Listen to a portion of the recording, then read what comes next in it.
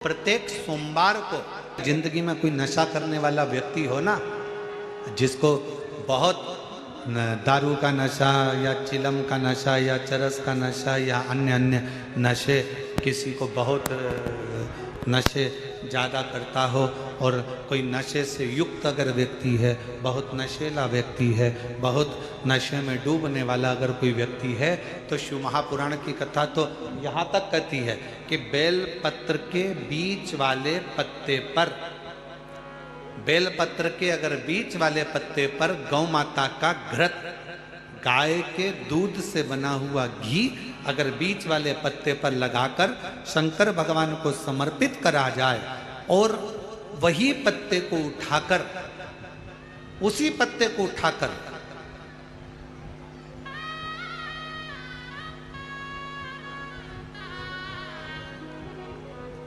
भगवान शिव जी का कृतिवशेश्वर नाम लेकर अगर वही पत्ता उठाकर कोई बहुत नशे में धुत अगर व्यक्ति रहता है और उस व्यक्ति को प्रत्येक सोमवार को एक पत्ता गाय के घी का बीच वाली पत्ती पर लगाकर शिव को चढ़ाकर कृतिवशेश्वर नाम भगवान का धारण कराकर उस पत्ते को वापस लाकर नशा करने वाले व्यक्ति को अगर ज़्यादा से ज़्यादा 11 सोमवार भी अगर वो पत्ता खिला दिया तो वो धीरे धीरे नशे से दूर होता चले जाता और उसका नशा छूटते चले जाता।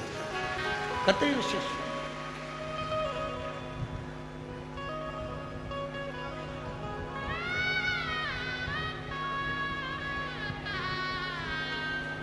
केवल एक सोमवार को चढ़ाया गया गाय के घी से बीच वाली पत्ती पर लगा हुआ एक पत्ता,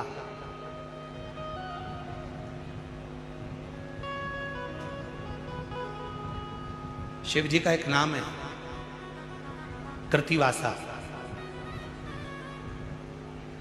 क्या नाम है? जम के बोलो जरा, कृतिवासा। सब बोलो जरा आवाज लगा कर। आवाज नहीं आई, जरा और दम के बोलो। कृतिवासा। फिर से बोलो, कृतिवासा।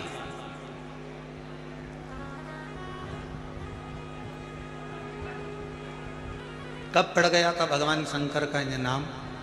जब उन्होंने गजासुर का संहार करा था और गजासुर भगवान शिव को अपने उदर में रखा हुआ था और उस गजासुर के प्राणों को जब हरा गया था, तब गजासुर ने शंकर भगवान से एक अपना संग शिव के साथ रखने का वचन मांगा था। तो शिव जी का नाम कृतिवासा पड़ गया था, भगवान शंकर का नाम कृतिवासा पड़ा था। कृतिवासा। वापिस बोलिए, क्या नाम है? कृतिवासा। कभी आप लोग काशी जाएं तो विश्वनाथ मंदिर और महामृत्युंजय मंदिर, विश्वनाथ मंदिर और महामृत्युंजय मंदिर के बीच में कृतिवासेश्वर महादेव का मंदिर है। विश्वनाथ मंदिर और महामृत्युंजय मंदिर के बीच में कृतिवासेश्वर महादेव का मंदिर है। कृतिवासेश्वर। और हमारा निवेदन है, विश्वनाथ जी का जल, गंगा जी का जो भलकर विश्वनाथ जी को चढ़ाते हो और वो जल जहाँ बहकर आता है उसका थोड़ा सा भाग कोई ब्राह्मण देवता से कहकर विश्वनाथ जी का जल थोड़ा सा ले लीजिए और महामृत्युंजय मंदिर में जाइए और महामृत्युंजय मंदिर में चढ़ाया हुआ जल थोड़ा सा वहाँ का ले लीजिए और कृतिवासेश्वर मंदिर में पहुँचिए। दोनों मंदिर के बीच में कृतिवासेश्वर मंदिर है, वहाँ पहुँचकर वहाँ का थोड़ा सा जल ले लीजिए जो दिन रात नशे में अगर डूबा भी रहता है और उसके पूरे घर के लोगों ने उसको नशा मुक्ति केंद्र छोड़ दिया, दवाइयाँ दे दी, उसके बाद भी उसका नशा अगर नहीं छूट रहा है तो पहले विश्वनाथ जी का जल, महामृत्युंजय बाबा के मंदिर का जल, फिर कतिवसेश्वर महादेव का जल लेकर उसको तीनों जगह का जल एक डब्बी में भरकर उस व्यक्ति को थोड़ा थोड़ा 7 दिन तक कृतिवसेश्वर महादेव का नाम लेकर पिलाना चालू करो। उसको धीरे धीरे नशे से दूरी हटना प्रारंभ हो जाएगी। वो नशा करेगा ही नहीं, नशा करेगा ही नहीं। इतना प्रबल नाम है कृतिवसेश्वर महादेव।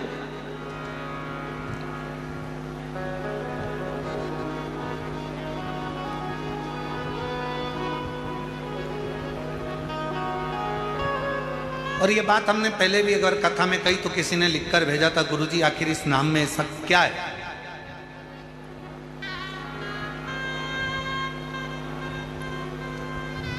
भगवान शिव का कृतिवासा नाम में ऐसा क्या है? कोई ऐसा असुर, कोई ऐसा राक्षस पूरी दुनिया में, पूरे वेदों में, पूरे पुराणों में, पूरे शास्त्रों में ढूंढ कर बता दो जिस राक्षस के पेट में स्वयं भगवान बैठे।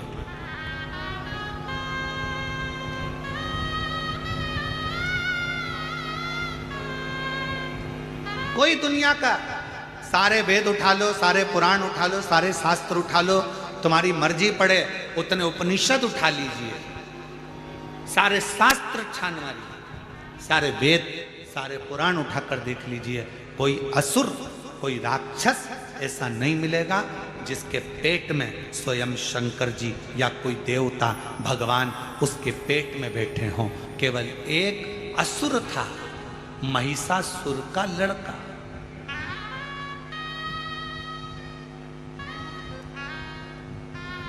केवल एक असुर है, वो महिषासुर जिसको मां जगत जननी दुर्गा भवानी ने मारा था, उस महिषासुर का लड़का गजदंती का पुत्र गजासुर।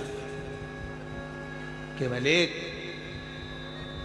पूरे असुरों में केवल एक असुर ऐसा है जिसके पेट में स्वयं शंकर भगवान को बैठना पड़ा, स्वयं शिव।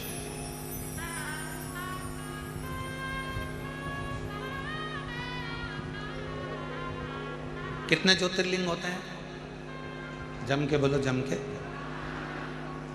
आप लोगों की आवाज बहुत डाउन हो गई है क्या? कितने?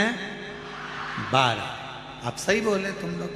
मेरे को लगता है तुम लोगों को नजर लग गई किसी। कितने ज्योतिर्लिंग होते हैं? 12। बस आप जो भी जवाब दो इतनी तेज देना हो।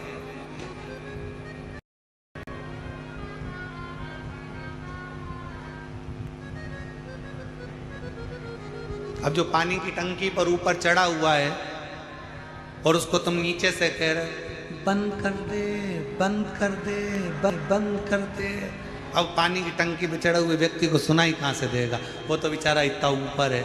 अब तुम सब लोग इधर नीचे की ओर बैठे और हमें बिठा दिया पानी की टंकी के ऊपर, और ऊपर से तुम जवाब भी दे रहे तो इतना धीमा दे रहे तो सुनाई नहीं दे। इसलिए जम के। कितने ज्योतिर्लिंग? 12।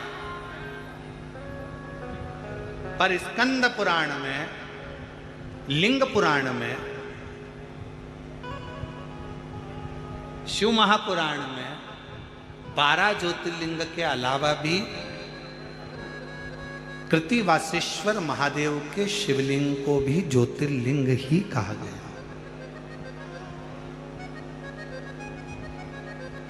शिव महापुराण की कथा में कृतिवासेश्वर महादेव के शिवलिंग को भी ज्योतिर्लिंग की ही गणना थी। ज्योतिर्लिंग क्यों? आखिर इस शिवलिंग में ऐसा तत्व, ऐसा बल,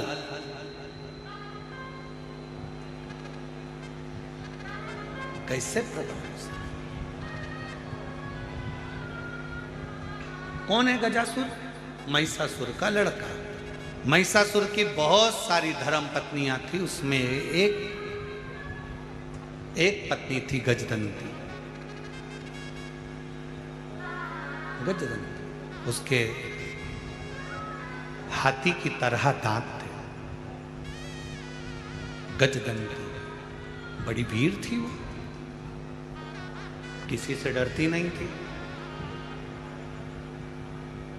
महिषासुर का जब संहार हुआ, महिषासुर के जब प्राण गए, तब गजदंती ने चिंघाड़ा था, बहुत विलाप के साथ रोई थी, बहुत।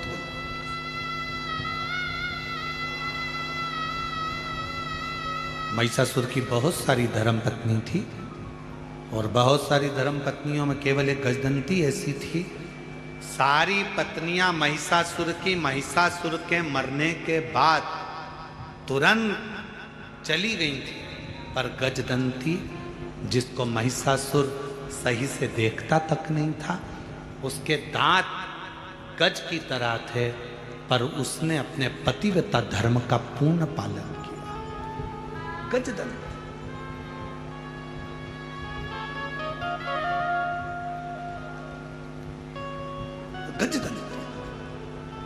और एक आज का समय, आज के ज़माने में एक निवेदन करेंगे, फिर निवेदन है, बच्चों को डिग्रियां दिलाओ, खूब दिलाओ, मना नहीं, पर डिग्रियों के साथ में बच्चों को संस्कार जरूर दिलाओ, बहुत जरूरी हो।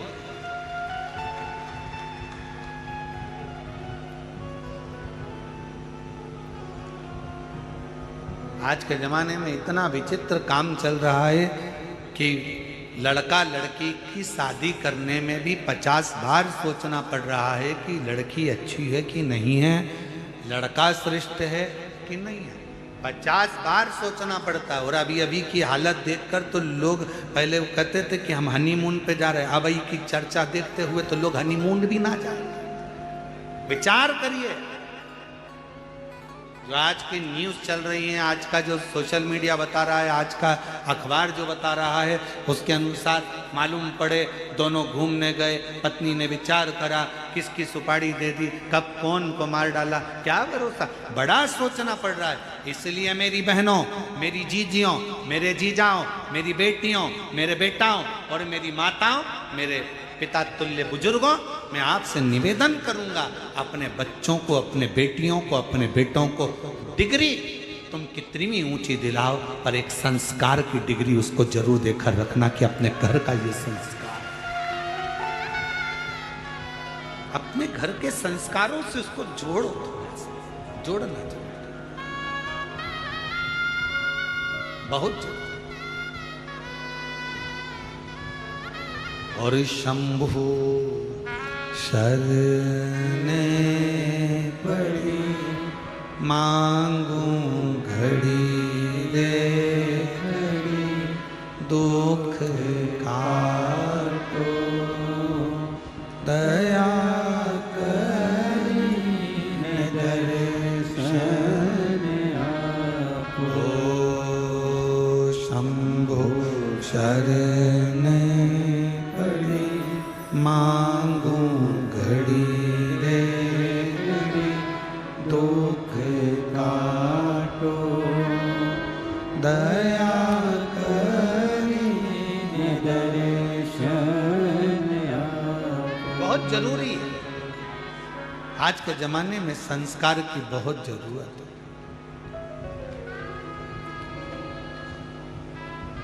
महिषासुर की जितनी पत्नियां थी सब चली गईं, केवल एक गजदंती ऐसी थी, केवल एक गजदंती, गजदंती केवल एक ऐसी थी जो रुकी। उसको नहीं मालूम था कि मैं गर्भ से हूं। पति महिषासुर के जाने के बाद गजदंती को मालूम पड़ा कि मेरा गर्भ है और मेरा पति चले गए।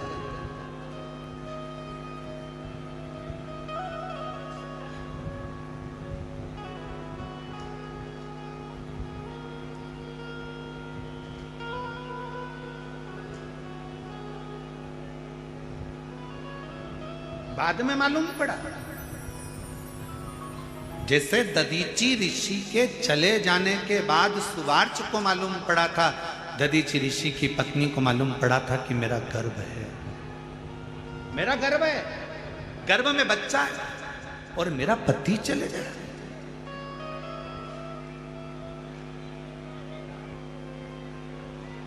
लोग क्या कहेंगे? पति के जाने के बाद बच्चे को जन्म दिया। तो दधीची ऋषि की पत्नी ने क्या करा था? 2 पत्थर लेकर अपने गर्भ पर मारना प्रारंभ करा था।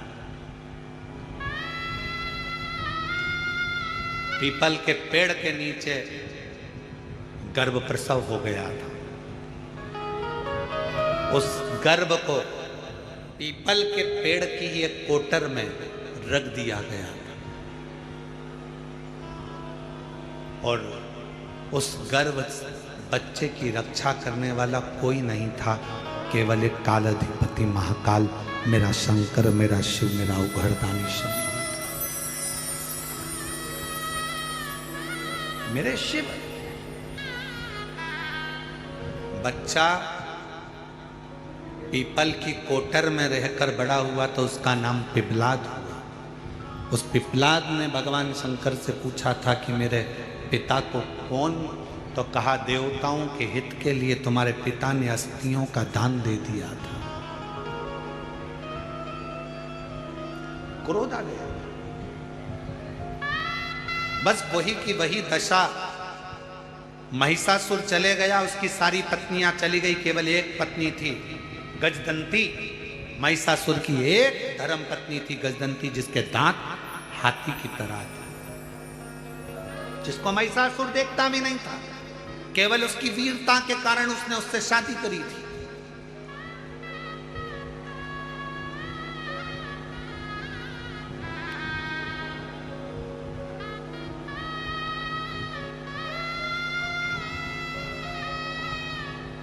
और ये दुनिया की चमक में जो व्यक्ति रहता है, वो चमक वाले तुरंत साथ छोड़ देते, तुरंत।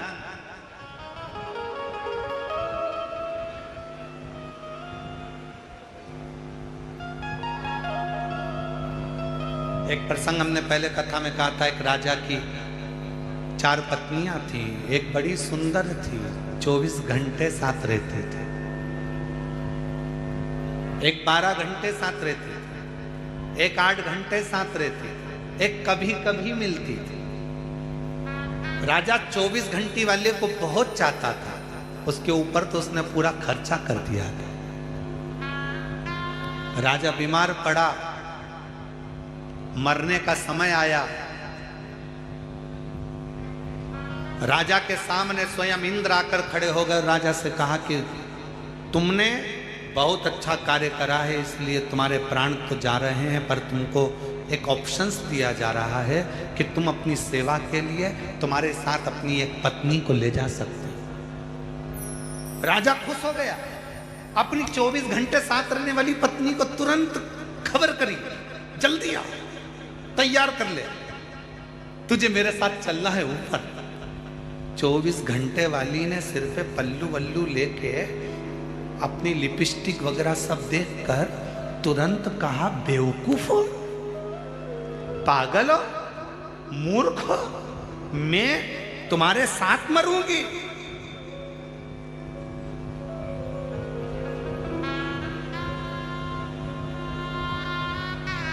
I hate you.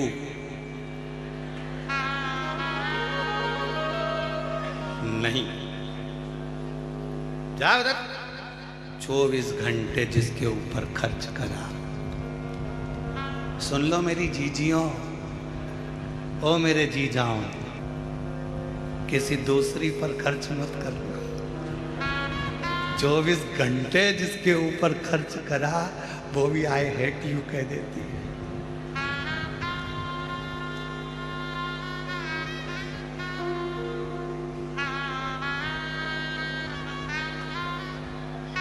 वो कहते हैं ना, आई लव यू कहने वाले बहुत मिलेंगे, आई विथ यू कहने वाले कम मिलेंगे।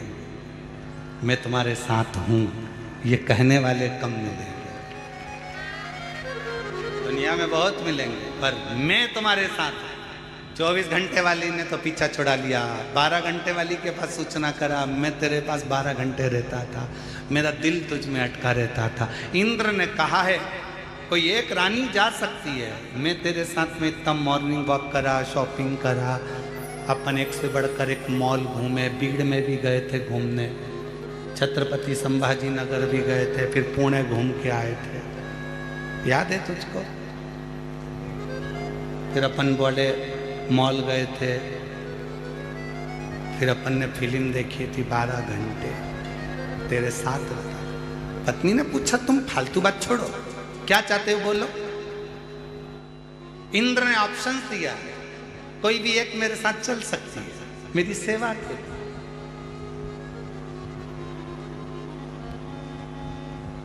12 घंटे वाली ने कहा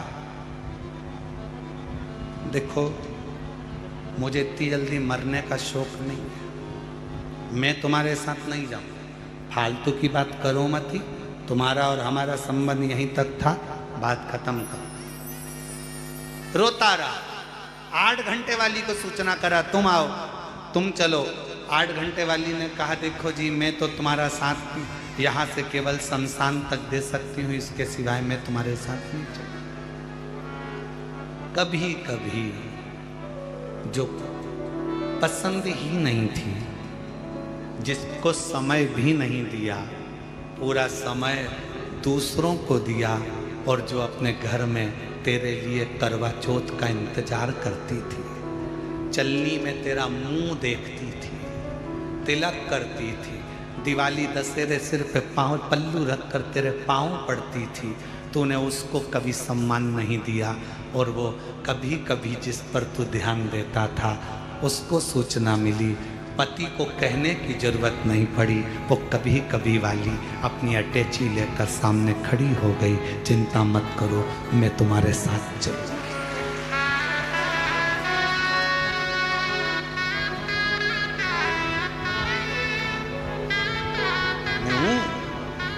तुम्हारे साथ चलने वाली।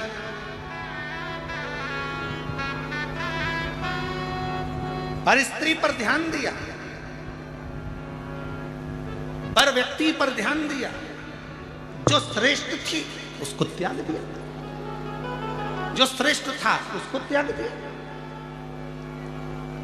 हमको एक हमारे मालवा के संत पंडित श्री कमल किशोर जी नागर जी की एक लाइन का स्मरण आ रहा है, यहाँ कोई नहीं रे ओ हीरा को परखइयो राम, कोई नहीं रे यहाँ कोई नहीं रे, या हीरा को परखइयो राम, कोई नहीं रे।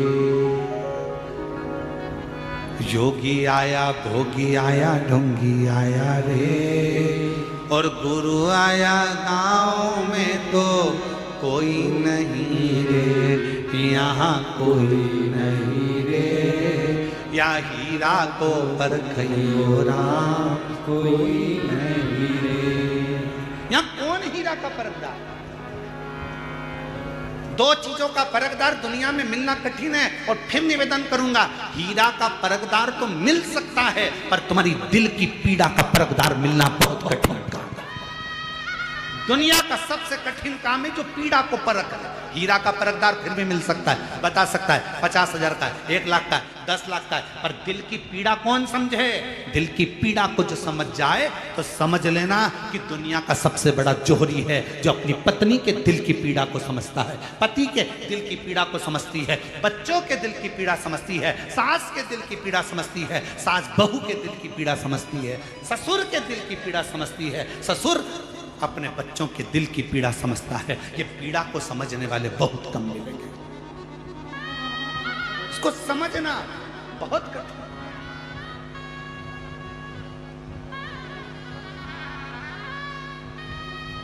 कभी कभी मिलने वाली, चलो मैं तुम्हारे साथ चलूं। महिषासुर का भी ऐसा ही था, अपनी सारी रानियों से प्रेम करता था, गजदंती पर ध्यान नहीं देता था।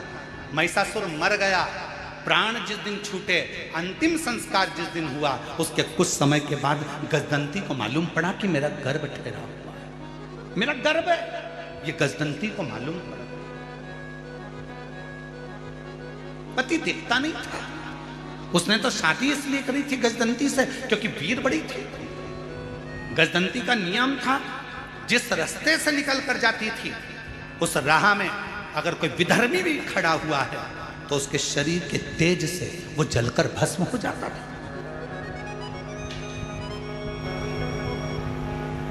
एक सातित्ववान पतिव्रता, धर्म का पालन करने वाली, पति को परमेश्वर मानने वाली एक स्त्री का सातित्व बड़ा तीव्र होता है, बड़ा।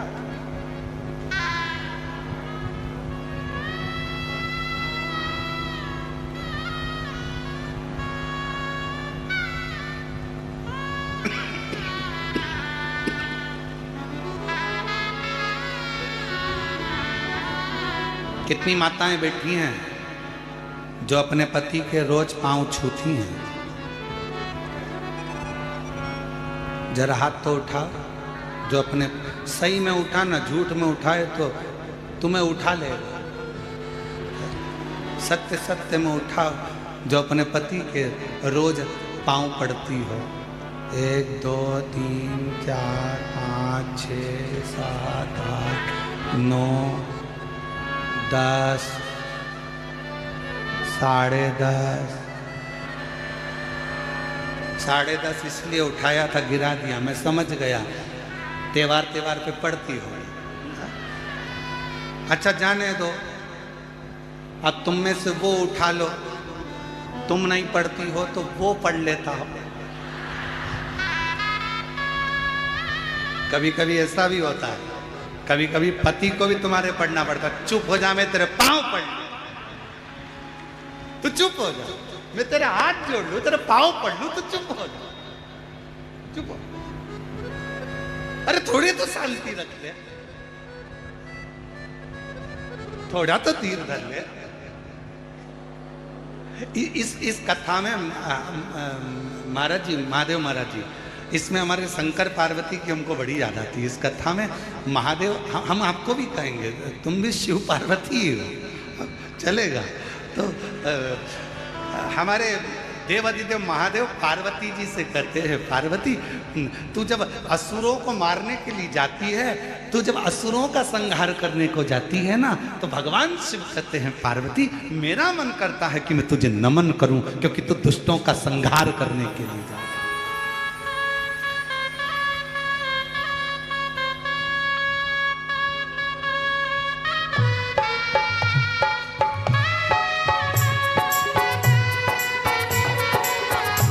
ताली सेवा देते हुए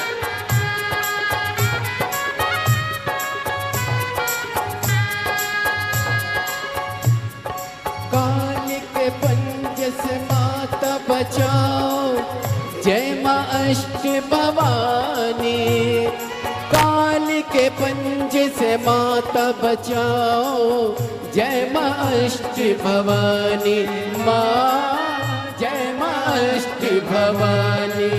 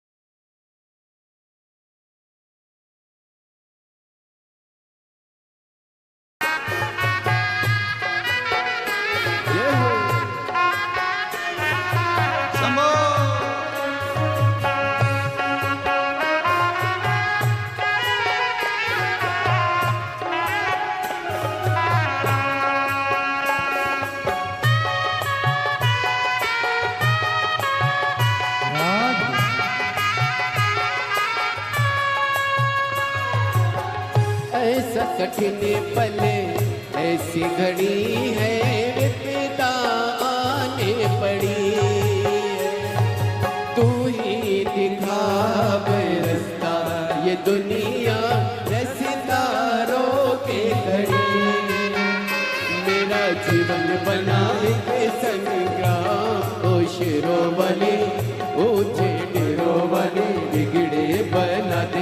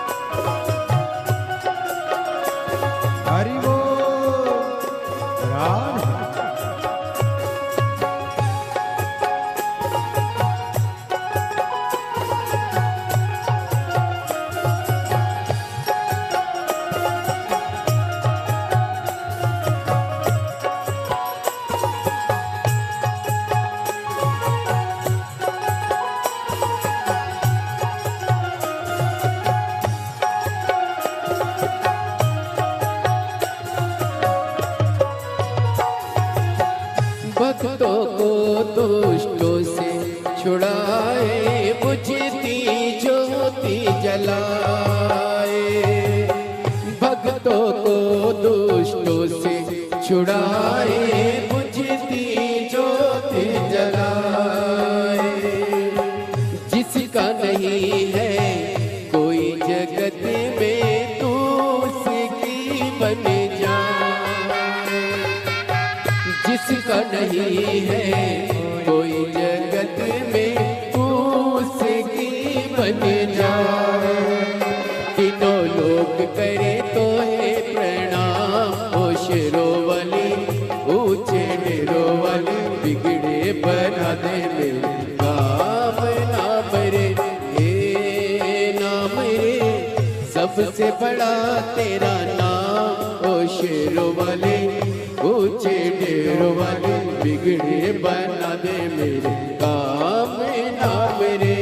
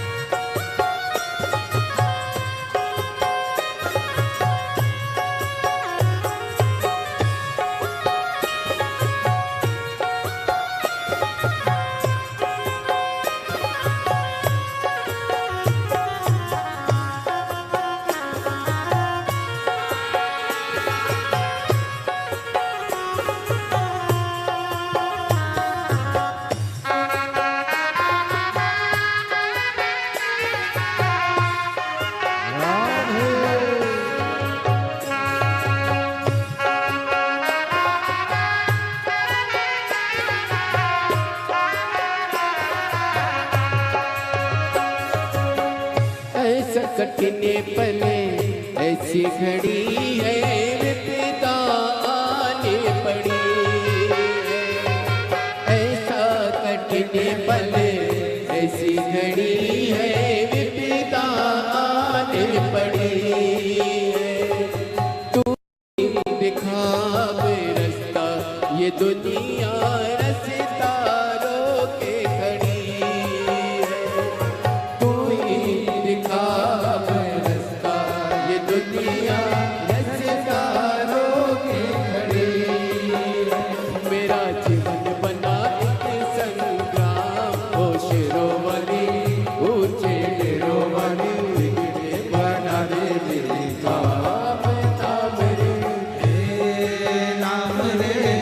सबसे बड़ा तेरा नाम, ओ शेरों वाली ऊंचे डेरों वाली, बिगड़े बना दे मेरे काम नाम रे, हे नाम रे। सबसे बड़ा तेरा नाम, ओ शेरों वाली ऊंचे डेरों वाली, बिगड़े बना दे मेरे काम नाम रे।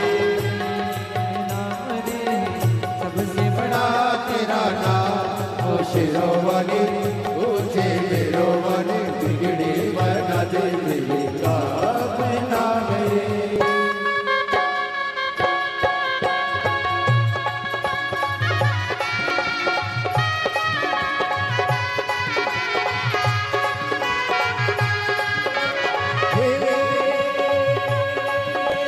तू ही लेने वाली माता, तू ही लेने वाली, करूं मैं भरत झोली खाली माँ, भरत झोली खाली। काम सफल हो मेरा तेरे सावरता, तेरे बल से हो जाए माँ निर्बल भी बलवान, माँ निर्बल भी बलवान। बीच भंवर में डोल रही है, पार लगा दे नैया। जय जगदम्बे अष्ट भवानी, अम्बे गौरी मैया माँ, अम्बे गौरी मैया माँ, अम्बे गौरी मैया। हे नाम रे सबसे बड़ा तेरा नाम, ओ शेरों वाली ऊंचे डेरों वाली, बिगड़े बना दे मेरे काम नाम रे।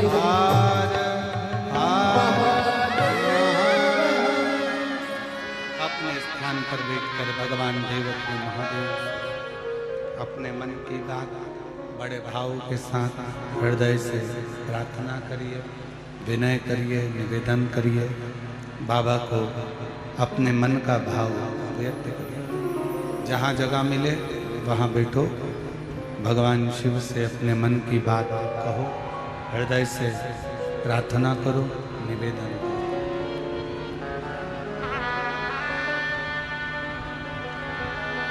आज सोमवारी का दिन है। भगवान देवाधिदेव महादेव से बड़े भाव से कहिए, दिल से प्रार्थना करिए। जो जहाँ पर खड़े हैं वहीं बैठकर जिनको आता है वो साथ में बोलें, हृदय से प्रार्थना।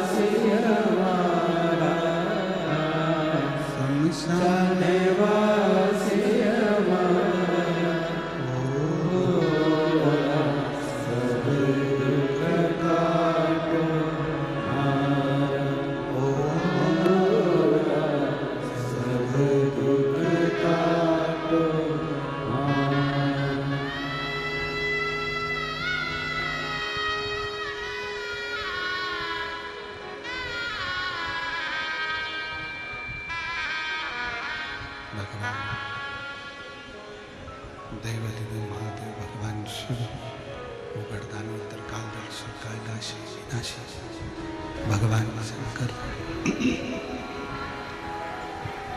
जिनकी पवित्र कथा कर रही है, शिव महापुराण की कथा वर्णन कर रही है, शिव तत्व का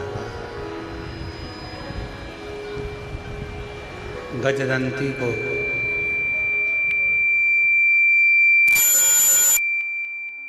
असुर देखता भी नहीं था और वो गजदंती अपने पति के जाने के बाद बहुत विलाप करती है। बहुत विलाप करा, रिटर्न नहीं आ रहा है। बहुत विलाप करा और गर्भस्थ बच्चा है। गजदंती की शिव भक्ति इतनी ज्यादा थी कि उस शिव भक्ति के कारण गजदंती ने अपने बच्चे को जन्म दिया। अभी कथा में कहा था आपको कि डिग्री बच्चों को दिलाओ डॉक्टर भी बनाओ, इंजीनियर भी बनाओ, सब कुछ बनाओ, साथ में संस्कारवान होना जरूरी है।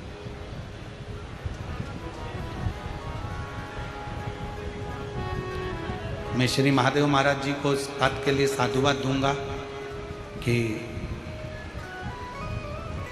आपके बच्चे डॉक्टरी की पढ़ाई कर रहे हैं, और एक नहीं तीनों, और शंकर जी की ऐसी कृपा, नीट एग्जाम क्लियर करना, MBBS करना, पढ़ाई करना, उसके साथ में संस्कारों से भी आपने अपने बच्चों को पोषित किया। और ये आज के समय के लिए दुनिया की सबसे बड़ी चुनौती है महाराज, कि आज की शिक्षा प्रणाली के साथ में अपने घरों के संस्कार बच्चों में होना जरूरी है।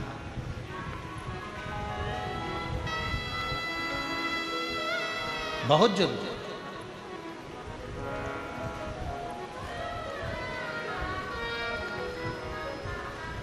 अपने कुल में, अपने घर में जो संस्कार हैं अपने बच्चों में, वो होना चाहिए।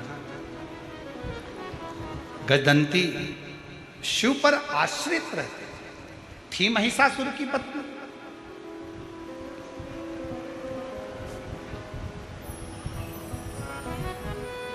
असुर था महिषासुर, ऐसा नहीं है कि गजदंती भी असुर नहीं थी, गजदंती भी असुर थी। पर आपको कथा में कहा है, पहले भी कहा, आज फिर कहते हैं कि मेरे शंकर भगवान का कोई दुश्मन नहीं है, देवता भी उनके दोस्त हैं, तो असुर भी उनके दोस्त हैं। मेरे शंकर भगवान के गंधर्व, अप्सरा, किन्नर, नाग, पशु, पक्षी, जानवर, जीव, जंतु, मनुष्य, जितने भी संसार में जो भी हैं, शिव का कोई द्रोही नहीं है। शंकर भगवान के सब अपने खुद के परिवार वाले लगते हैं, इसलिए शंकर उनको अपना एक अंग मानकर चलते। शिव का कोई द्रोही नहीं, शिव का कोई दुश्मन नहीं। एक बार शंकर भगवान से नाता तो जोड़ो। शिव जी से जिसने रिश्ता जोड़ा, मेरे ओघड़दानी ने उसका हाथ पकड़कर उसको मंजिल तक पहुंचाया। एक गजासुर, असुर है, राक्षस है, राक्षस प्रवृत्ति की है, पर भीतर शिव समाया हुआ। शंकर कोई नहीं माने मत मानो,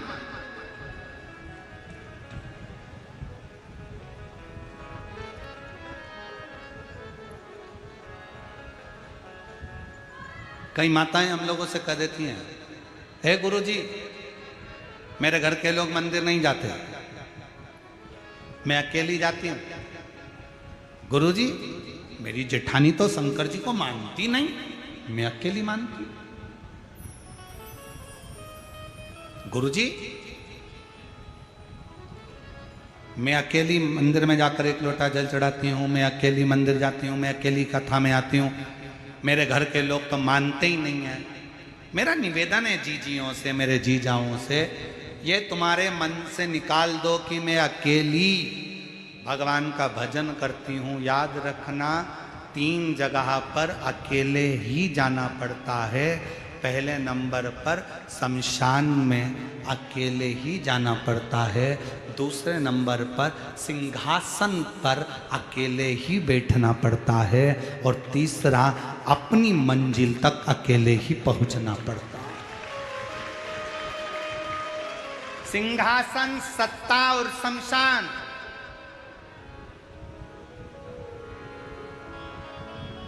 प्रधानमंत्री की सीट एक ही है, राष्ट्रपति की सीट एक ही है, मुख्यमंत्री की सीट एक ही है, विधायक की सीट एक ही है, अध्यक्ष की सीट एक ही है। उपाध्यक्ष हो सकते हैं, सह मुख्यमंत्री हो सकते हैं, परंतु जो मूल गादी, सत्ता, सिंहासन और शमशान, 3 जगह पर कोई नहीं होगा, तुम अकेले हो। गजदंती ने गजासुर को जन्म दिया।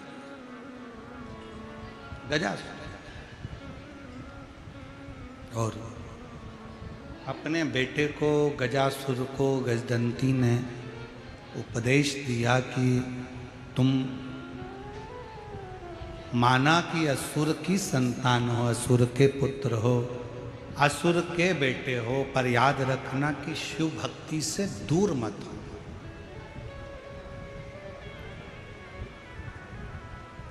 शंकर भगवान की अविरल भक्ति से दूर मत जाओ। ठीक है मां?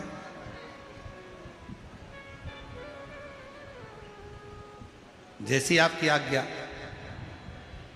गजासुर ने सबसे पहली तपस्या जब अवस्था धारण करी तो सबसे पहला तप गजासुर ने देवऋषि नारद से पूछकर ब्रह्मा जी का किया। ब्रह्मा जी से वर प्राप्त किया कि मैं कभी मरूं ना, मेरे प्राण ना छूटे, मेरी मृत्यु ना हो। पर ऐसा हो नहीं सकता। आया है सो जाएगा, राजा रंग फकीर, एक सिंहासन ज्यों चढ़े, एक बंधे जंजीर। एक सिंहासन पर चढ़कर चला जाता है, एक जंजीर में बंद कर चला जाता है।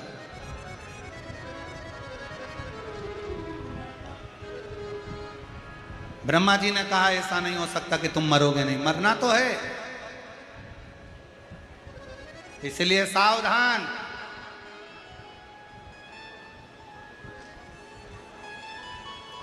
खाओ उतना जितना पचा सकते हो और कमाओ उतना जितना भोग कर सकते हो। थोड़ा सावधानी रखिएगा। बहुत बहुत बहुत विचारणीय है ये बात, बहुत विचार।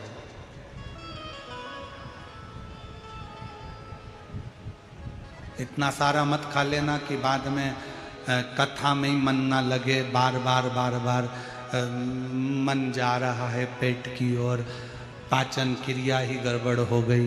फिर विचार किया क्या करूं क्या करूं क्या करूं क्या करूं क्या करूं। विचार। जो महामृत्युंजय मंत्र का स्मरण करता रहता है, मेरे शंकर भगवान कहते हैं गजासुर, उनके अंदर मैं एक तेज दे देता हूं। उस तेज के कारण उनके शरीर से भी एक अग्नि की किरण निकलती रहती है जो संसार के लोगों का पाप समाप्त करती चली जाती है। पाप समाप्त।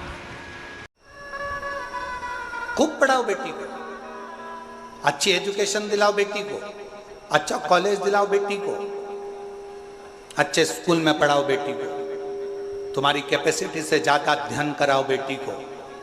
पर निवेदन है अपनी घर की बेटी को एक संस्कार जरूर देना कि अगर माँ थकी हुई दिख रही हो तो बेटी कहे मम्मी भले मैं ऑफिस से आई हूँ, तुम बैठो, मैं चाय बनाकर तुम्हारे लिए भी लाती हूँ और मेरे लिए भी लेकर आ।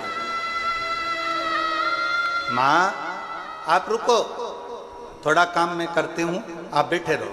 मम्मी टेंशन मत लो, मैं कर दूंगी ना, हो जाएगा ना, चिंता मत करो, चलो बैठो।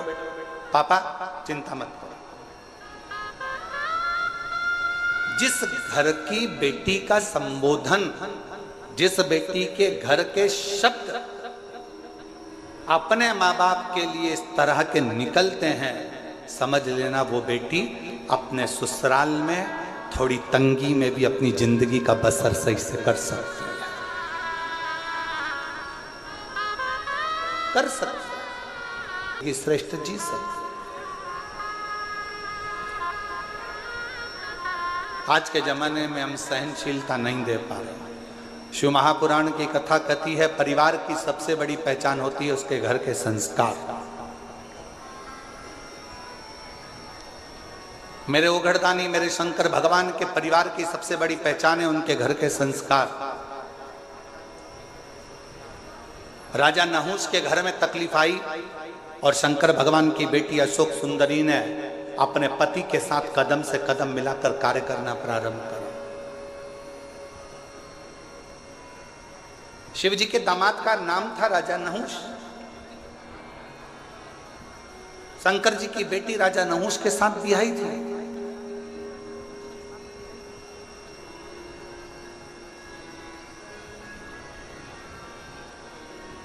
ऐसा नहीं है कि जिंदगी में मुसीबत नहीं आती। हम पहले भी कथा के माध्यम से आपको कहे थे, मंगल सूत्र गले में लड़की के इसलिए बांधा जाता है, विवाह के समय पर लड़का लड़की के गले में मंगल सूत्र इसलिए बांधता है क्योंकि मंगल सूत्र में एक जैसे दाने नहीं होते।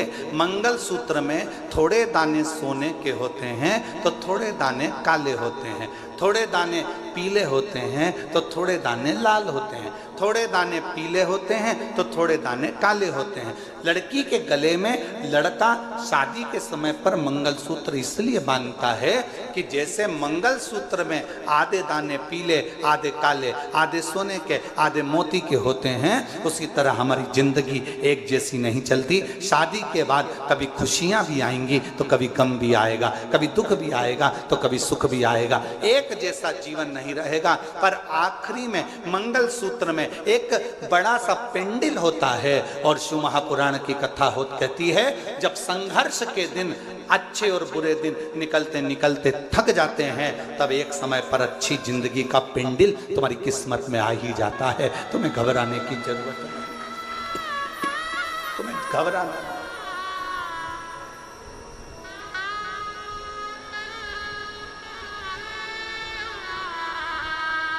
एक अच्छे परिवार की पहचान, एक अच्छे परिवार की पहचान उसके घर के संस्कार से होती है। कैसा संस्कार है उसका, ये उसके घर की पहचान बता देती है। इसलिए फिर निवेदन है कि मत बुरे कर्म कर वरना, सब बोलो सब, भगवान बच तो बच नहीं, अरे ओ अज्ञानी मत करना, अरे ओ अज्ञानी तेरे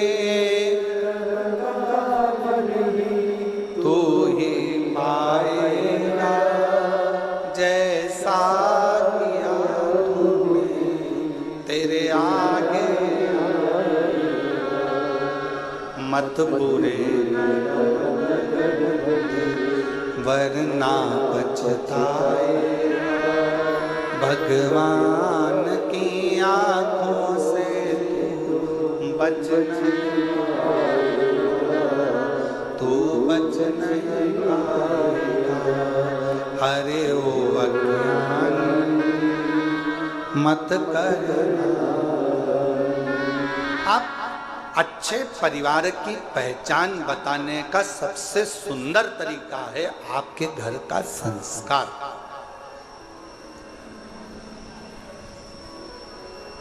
आपके घर का संस्कार कैसा? कोई आया, आप खड़े होकर उससे मीठी वाणी में बात कर लिए, जल का पूछ लिए, प्रणाम कर लिए, नमन कर लिए, सत्कार कर लिए, उतने में पहचान हो जाती है कि परिवार कैसा।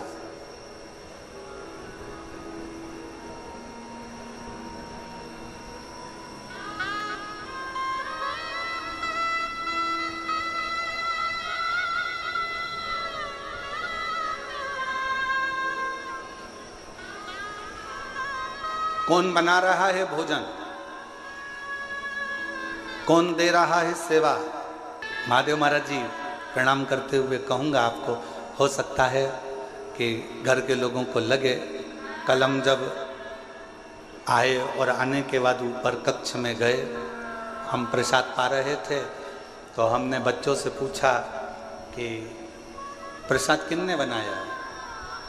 तो बच्चे बोले कि महादेव महाराज जी के ही यहाँ से, उनके ही परिवार की, उनकी ही माता जी और उनकी ही धर्मपत्नी आदि जो परिवार में बेटी और परिवार के सदस्य हैं, वही प्रसाद बना। तो हमने ललित महाराज जी को तुरंत कहा कि उनको धन्यवाद देना कि इतने आदरणीय होने के बाद भी उन्होंने अपना रसोई घर नहीं छोड़ा और प्रसाद बनाने की क्रमता जारी रखी। उसके लिए साधुता।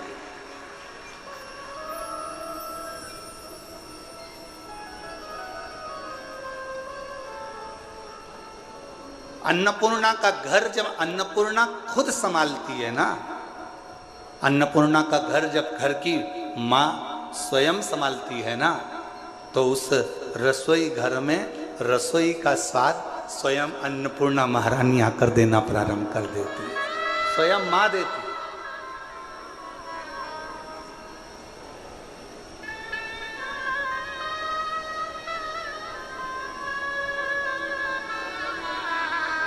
और यही प्रभु की कृपा है। हम हर जगह कथा करने जाते हैं तो कहीं ना कहीं हमको कहना पड़ता है कि कहना कि सब्जी में मिर्ची की मात्रा कम करो, कहना पड़ता है सब्जी में ये मात्रा ज़्यादा करो, कोई मात्रा कम करो। पर पहली बार प्रसाद पाने के बाद ये कहना पड़ा कि सारी प्रसादी अन्नपूर्णा महारानी ने बनाई है, सब प्रसाद अच्छा स्वीकार। कहना ही नहीं पड़ा। क्यों? क्योंकि घर की मर्यादा, संस्कार और घर के नियम ये मूल हो। शिव कथा कह रही है, भगवान शंकर का प्लेन जा रहा है, एकदम सूखा सूखा माई के गला पकड़ रहा है। शिव कथा कर रही है,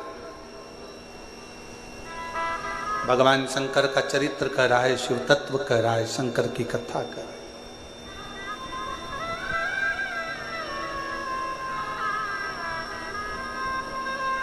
आपके घर के संस्कार बता देते हैं कि परिवार कैसा है, आपकी बोली बता देती है इंसान कैसा है, आपकी बहस एक दूसरे के प्रति तानाकसी बता देती है कि आपका ज्ञान कैसा है।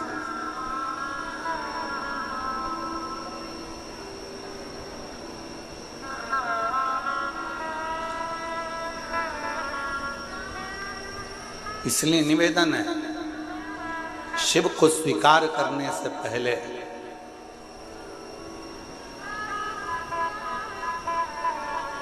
शिव को स्वीकार करने से पहले सदगुरु श्री संत ज्ञानेश्वर माउली जी की इस पवित्र धरा से कहूं मैं आपको कि शिव को स्वीकार करने से पहले अपने भीतर के अहंकार को, अपने भीतर की अभिमतता को, अपने भीतर के अहम को तुम्हें दूर फेंकना पड़ेगा।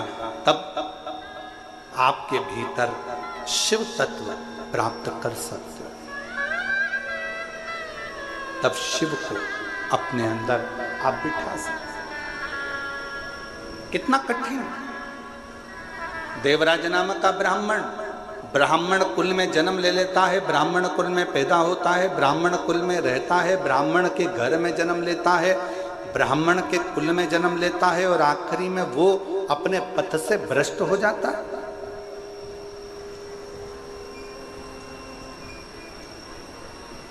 अपने मार्ग से दूर हो जाता है।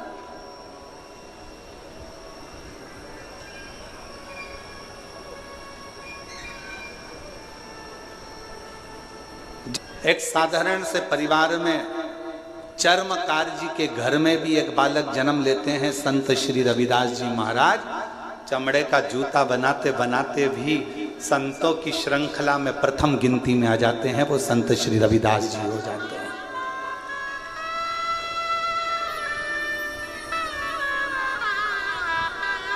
नामदेव जी महाराज, संत तुकाराम जी महाराज, मुक्ताबाई, रामकृष्ण परमहंस जी, चैतन्य महाप्रभु जी, सबके चरित्र का स्मरण तो करिए।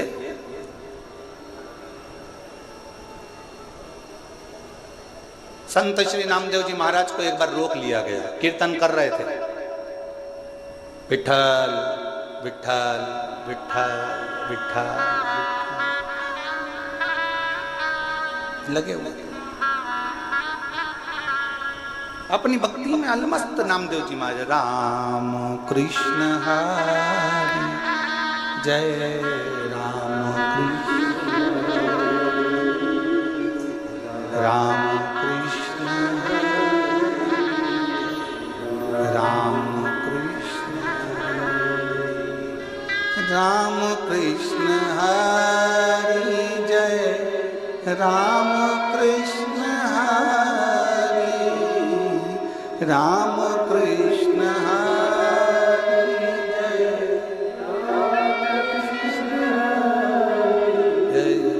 राम कृष्ण हरि राम कृष्ण राम कृष्ण राम पावन पावन नाम राम कृष्ण हरि पावन पावन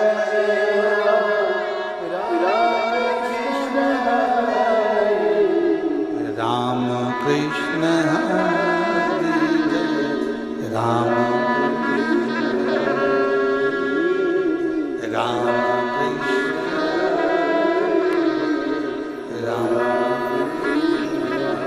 नामदेव जी महाराज अपने कीर्तन में डूबे हुए थे।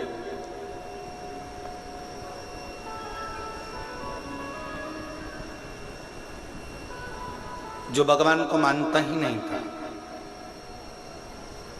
जो कभी भगवान पांडुरंगा को जानता ही नहीं था, जो कभी हरि विठ्ठल का स्मरण करता ही नहीं था, जिसने कभी मंत्र जाप नाम जाप कीर्तन किया ही नहीं था, उसने नामदेव जी को कीर्तन करते करते रोक दिया। एक बार रोका, नामदेव जी महाराज नहीं रुके, वो अपनी मस्ती में गुनगुनाते रहे, राम कृष्ण हरे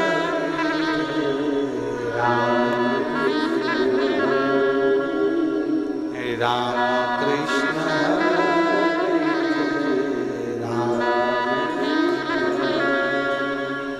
राम कृष्ण हरि जय राम कृष्ण हरि जय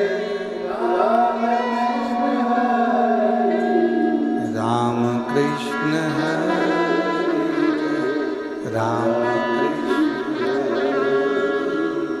राम कृष्ण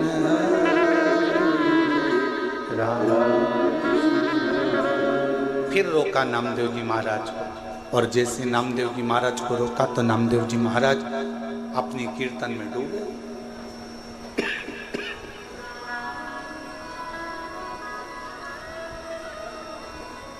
बार बार नामदेव जी को रोका जा रहा, नामदेव जी महाराज रुकते हैं। फिर रोका, फिर नहीं रुके। आखिरी में नामदेव जी महाराज थोड़ी देर स्तुप्त होकर खड़े हो गए, हाथ में वीणा और करताल।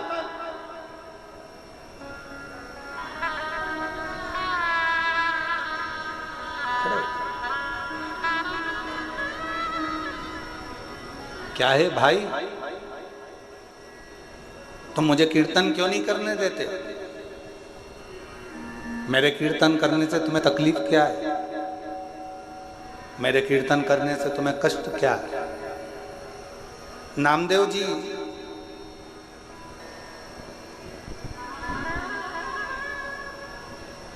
भगवान कभी दिखता ही नहीं है, तो फिर कीर्तन किसका कर रहे हो? नामदेव जी बोले, भगवान भले ना दिखे पर भगवान हमारे अंदर, तुम्हारे अंदर, संपूर्ण जगत के अंदर मेरा पांडुरंगा हरि विठल समाहित रहता है। हरेक के अंदर मेरा पांडुरंगा हरि विठल सब में समाहित रहता है, सब में समाहित। हम कैसे मान सकते हैं? नामदेव जी ने एक लोटा पानी मंगवाया, एक डब्बी नमक मंगवाया, सामने वाले व्यक्ति को दिखाया ये क्या है? नमक। ये क्या है? पानी। नमक लिया 2 चम्मच, सामने वाले से नामदेव जी ने पूछा ये क्या है? नमक। पानी में डाल दिया। फिर नमक लिया, पूछा ये क्या है? नमक। पानी में डाल दिया। नामदेव जी महाराज ने पानी को चम्मच से हिला दिया, घोल दिया। अब नामदेव जी महाराज ने पूछा बता इसमें नमक कहां गया? सामने वाले ने कहा कि इसमें नमक तो घुल गया, नमक इसमें चला गया। अब तो इसको उकाल ले, गरम कर ले, तपा ले, तो भी इसमें नमक मिला की मिला ही रहेगा। नमक दिखता नहीं है, पानी में घुल जाता है। उसी तरह मेरा हरि विठल भी दिखता नहीं है। जब मानव जन्म लेता है उसमें शिव तत्व समाहित घुला हुआ होता है। परमात्मा उसमें घुला हुआ, परमात्मा उसमें समाया है।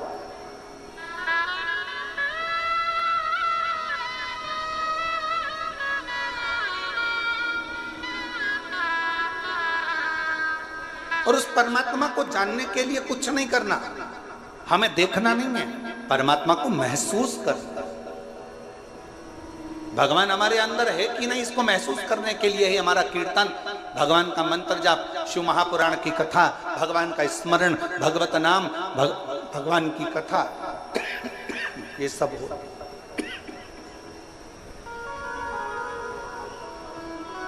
ये परमात्मा को जानने के लिए होती है, परमात्मा को पहचानने के लिए होती है। हमारे अंदर शिव तत्व कितना है, हमारे अंदर भगवान कितना समाहित है, हमारे अंदर भगवान कितना समाया हुआ है, इसकी पहचान हमारी कथा, भगवान शंकर का चरित्र, भगवान की पावन कथा हमको बता देती है कि हमारे अंदर शिव तत्व कितना है। आज एक संत की भूमि पर संत की कथा, शिवगण भृंगी शिव महापुराण की कथा चल रही है।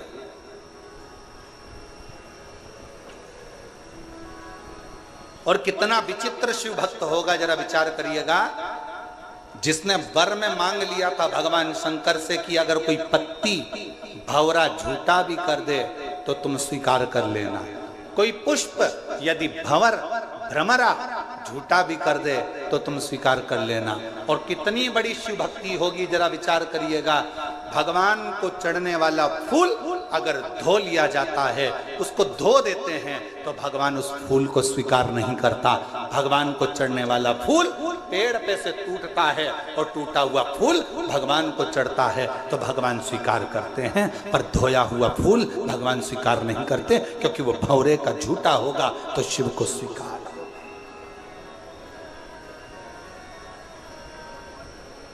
कितना विचित्र कथा है।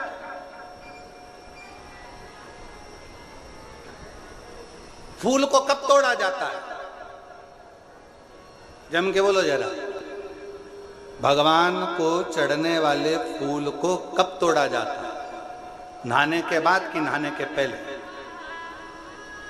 बोलते जाओ, उत्तर दो जल्दी। चाकरवाड़ी में बैठे हो, जरा अच्छी दमदारी से उत्तर दो। महाराष्ट्र वाले इतने धीमे बैठे रहेंगे तो हो गया कल्याण पूरे देश का। सारी बुलंद आवाज तो महाराष्ट्र से ही गूंजती है, जैसे छत्रपति संभाजी के लिए गूंजी थी।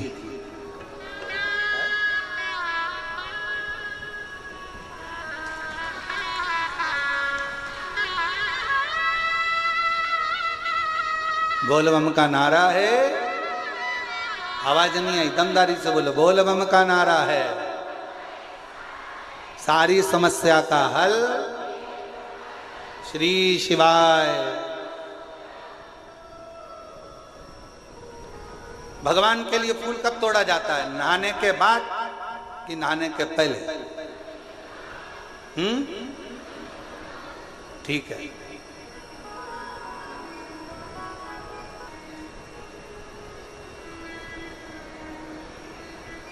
चलो अब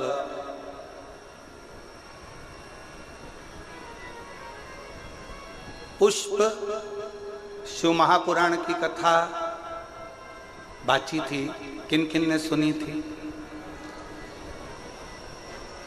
उस कथा को एक बार हम पुनः, अगर बीच में कभी योग लगा तो आस्था चैनल वालों से कहेंगे कि उस कथा को एक बार वापिस आस्था चैनल पर दिखाओ। पुष्प शिव महापुराण की कथा वो 5 दिन की थी। उसमें पंच पुष्प का वर्णन किया था कि पुष्प, कौन सा फूल जमीन पर गिरा हुआ भी मेरे भगवान स्वीकार कर लेते हैं, कौन सा पुष्प जहरीला है जो किसी देवता पर नहीं चढ़ता वो भगवान स्वीकार कर लेते हैं, कौन सा पुष्प जिसको कीड़ा भी चख ले, भंवर भी झूठा कर दे, जिसको खंडित भी किया जाता है तो भगवान स्वीकार कर लेते हैं। कौन सा पुष्प?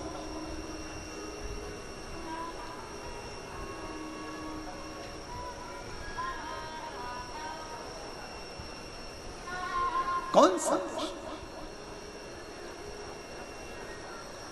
शिव कथा कह रही है भंवर का झूठा, भंवरे का झूठा स्वयं भृंगी ऋषि ने, भृंगी बाबा ने भगवान शिव से अगर कोई वर मांगा था तो यही मांगा था कि भंवरे का झूठा भी अगर कोई पुष्प है, भ्रमर का झूठा भी है, और कोई स्नान करा नहीं करा, कोई नहाया नहीं नहाया, और हे देवादिदेव महादेव, उसने अगर तुम्हारे लिए डाली में से पुष्प को चुन भी लिया ना तो उसके पुष्प को आप स्वीकार जरूर करना। शंकर ये नहीं देखते कि तुम स्नान कर कर पुष्प तोड़े।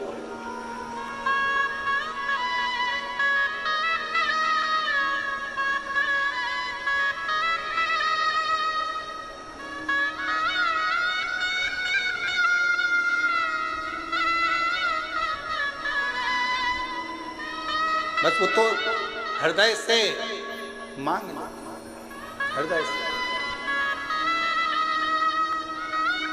हे त्रिपुंडधारी,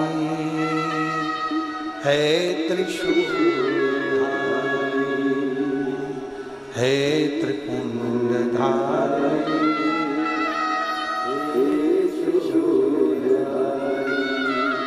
अपनी शरण में हमको अब ना लीजिए, अपनी शरण में हमको हे ना लीजिए,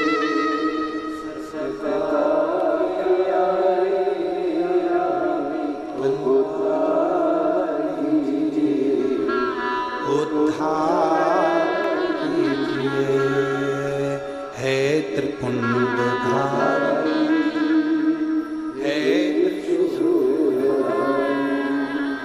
चरणों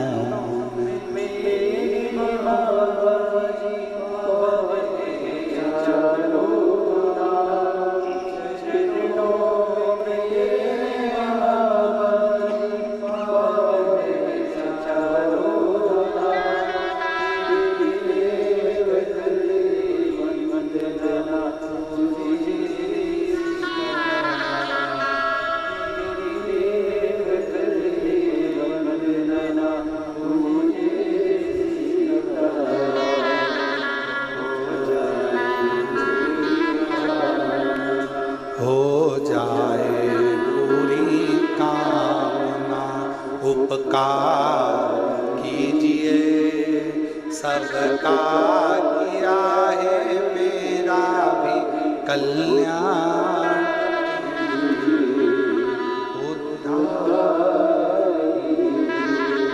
हे त्रिपुंडधारी, हे त्रिशूलधारी। भगवान ये कभी नहीं देखता कि तुम स्नान कर कर पुष्प तोड़े कि स्नान के बाद पुष्प तोड़े। भगवान ये देखता है कि तूने मन कितना पवित्र रखा।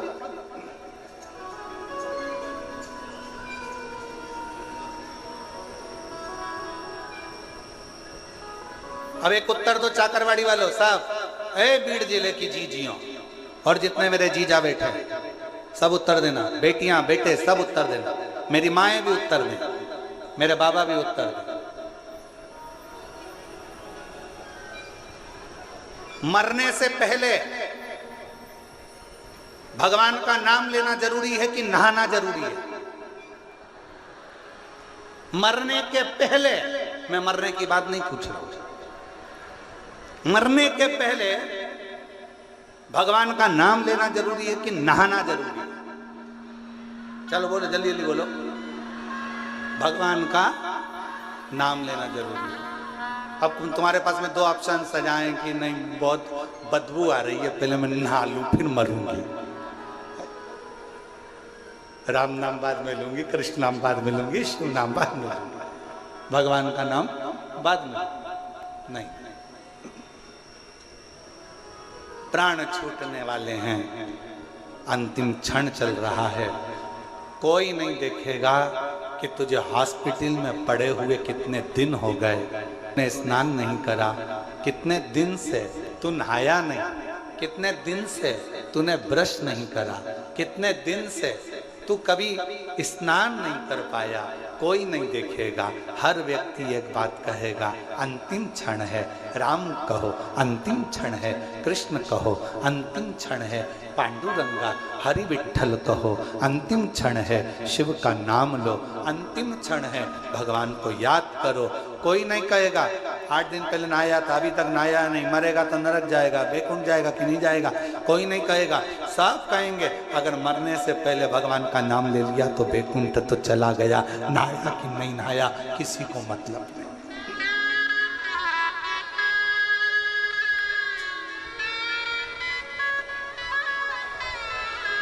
कोई नहीं जानेगा,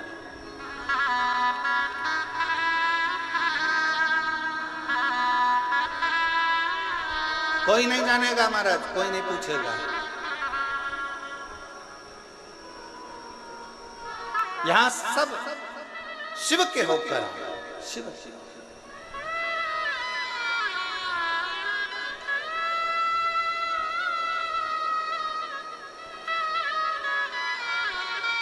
शिव की शरण में आ जा,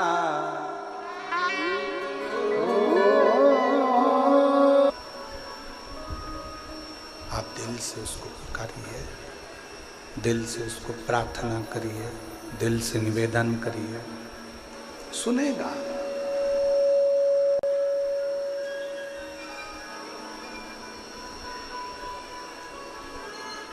देवराज नाम के ब्राह्मण का तो विश्वास से ही शिव पर नहीं था।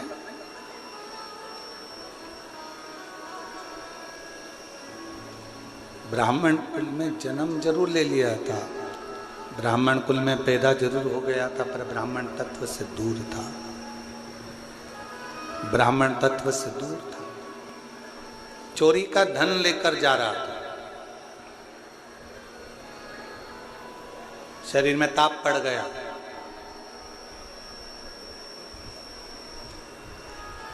सामने टूटा सा शिवालय था, सोचा शरीर में थोड़ा सा ठंड लग रही है, दुबक कर बैठ जाऊंगा तो हो सकता है शरीर में थोड़ी सी गर्मी आ जाए।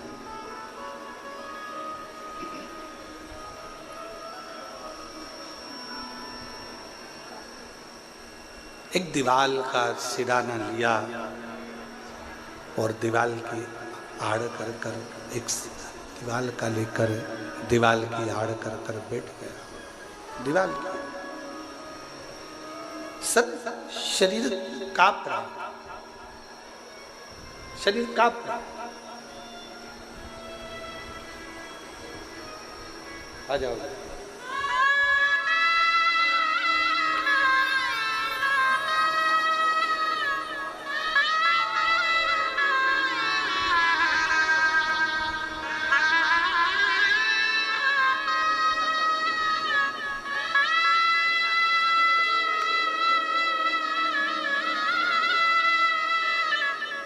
भगवान शंकर का पवित्र चरित्र वर्णन कर रहा है। देवराज शिव को नहीं जानता, भगवान शंकर के मंदिर कभी नहीं गया, ना शंकर को कभी प्रणाम, ना निवेदन करा, ना प्रार्थना करी। पहली बार शिव के मंदिर में दीवार के पास टिक कर, शिव जी के मंदिर में टिक कर दीवार के पास लगकर शरीर कांप रहा था, बैठ गया। उसको क्या मालूम था कि अंदर शिव महापुराण का कोई पाठ कर रहा था और वो आवाज उसके कानों में पहुंची, वो शब्द उसके कानों में पहुंचा, वो आवाज, वो शब्द उसके कानों में पहुंचा। थोड़ी थोड़ी देर में जो कथा कह रहे थे वो आवाज लगा रहे थे, हर हर महा। एक तो शरीर में कष्ट है, ऊपर से इतनी तेज तेज आवाज लगा रहे हो, इतना तेज तेज चिल्ला रहे हो। वहां से वो उठकर चल दिया।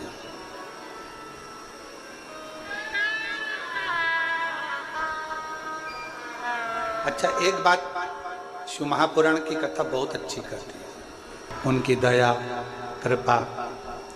शिव कथा कर रही है, भगवान शंकर का चरित्र कर रही है, शिव महापुराण की कथा कर रही है। देवराज को शिव भक्ति का बल नहीं था। शिव महापुराण एक बात बहुत अच्छी कहती है कि वृक्ष की पत्तियां भले सूख जाए,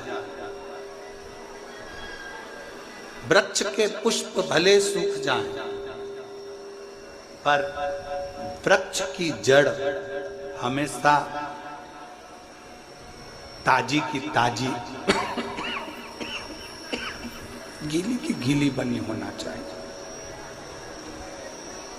यदि वृक्ष की जड़ गीली रहती है, ताजी रहती है, और वृक्ष की जड़ अगर नहीं सूखती है तो पत्ती हो चाहे फूल हो, वृक्ष की जड़ के कारण वो पत्ती और फूल वापिस वैसे की वैसे ही हो जाते हैं। शिव भक्ति, भगवान शंकर की कथा भी कुछ ऐसा ही वर्णन करती है।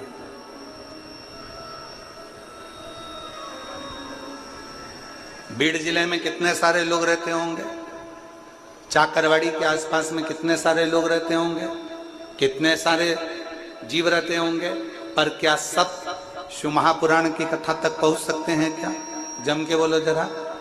नहीं। क्या सब शिव महापुराण तक आ सकते हैं क्या? नहीं।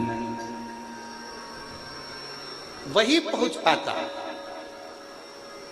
वही शंकर की कथा तक, शिवालय तक, संत तक, गुरु तक वही पहुंच पाता है जिसके हृदय में शिव भक्ति की जड़ हमेशा ताजी की ताजी बनी रहती है, वो कभी सूख नहीं। अगर कभी पूर्व का कोई हमारा और आपका संग रहा हो, कोई पूर्व का शिव और आपका संग रहा हो, तो वो संग एक ना एक दिन शिव भक्ति में दृढ़ता उत्पन्न कर देता है, शिव भक्ति में दृढ़ता दे देता है।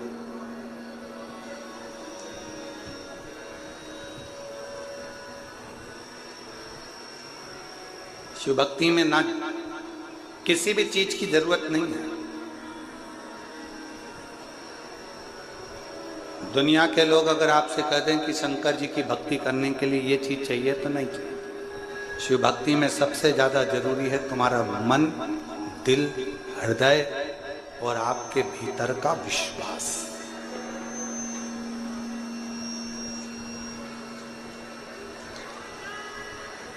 आपके अंदर जितना जितना भरोसा, जितना जितना विश्वास, जितनी जितनी दृढ़ता तुम्हारे अंदर होगी, शिव तुम्हारे उतने करीब आता चले जाएगा।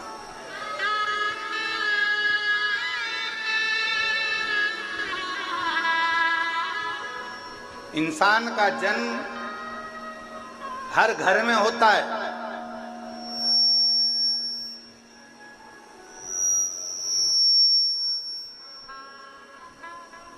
इंसान का जन्म हर घर में होता है, पर इंसानियत का जन्म हर घर में नहीं होता है।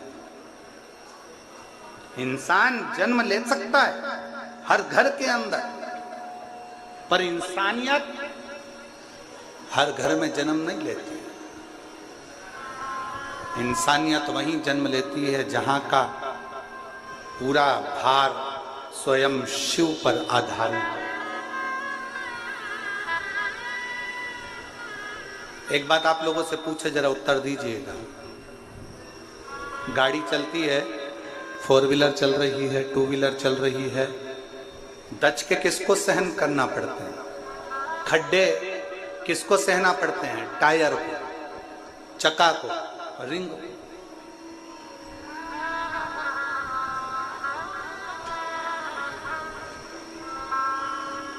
जितने दच के आएंगे, जितने खड्डे आएंगे, वो चक्के को सहना पड़ रहे हैं, टायर को सहना पड़ रहा है, क्योंकि उसको चलना है, मंजिल तक पहुंचना है। उसको मालूम है मेरे अंदर, इस गाड़ी के अंदर बहुत सारे बैठे हुए हैं,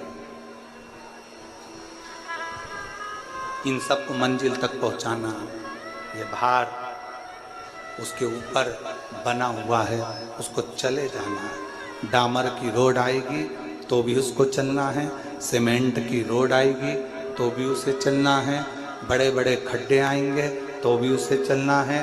उसको केवल चलना ही चलना है, बढ़ते ही जाना है, उसको रुकना नहीं है, केवल चलना है। उसी तरह शंकर का जो भक्त होता है, शिव की उपासना करने वाला होता है, शंकर की आराधना करने वाला होता है, शिव की स्तुति करने वाला होता है, शिव का स्मरण करने वाला होता है, उसको मालूम है कि मंजिल तक मुझे लेकर पूरे परिवार को, कुटुंब को जाना है।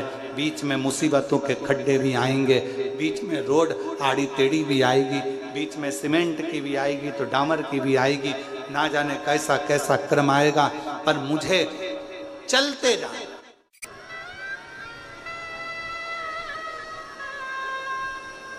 थोड़ा कष्ट आएगा जिंदगी में, ऐसा नहीं कि कष्ट नहीं आ सकता, तकलीफ नहीं आएगी या परेशानी नहीं आती है। कोई तुमसे कह दे, कोई महाराज ऐसा मिल जाए और तुमसे कह दे कि तुम्हारी जिंदगी में मैं दुख नहीं आने दूंगा, तो व्यर्थ की बात है, समझ लेना पक्का झूठा महाराज।